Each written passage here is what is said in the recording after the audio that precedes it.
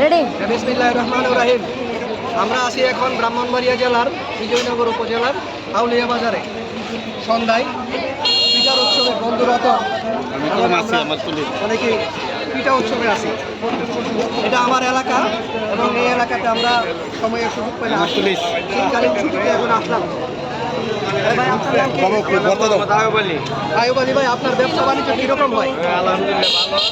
একটু যারা পিঠা খাইবেন শীতের পিঠা আয়া পড়বে না কাঁচামরিচ এলো বেকারির সামনে।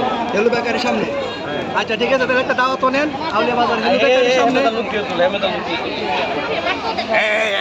তুমি ওই ভিডিও সাংবাদিক তোমার বাইরে আমার ফটো তুলো। দাওয়াত রইলো। আর আপনার এই যে ব্যবসা করতেছেন এটা বিক্রি কেমন হয়? ভালো ভালো ভালো ভালো। এটা দিয়ে আপনার ভালো চলে। বেচা কিনা হয় দৈনিক কেমন বেচা কেনা? 5,000 টাকা কিনা 5,000 টাকা বেচা কিনা হয়। এটা অনেক টেস্ট, অনেক মজার ভর্তা আছে। ব্রাহ্মণবাড়িয়ার বিখ্যাত ভর্তা।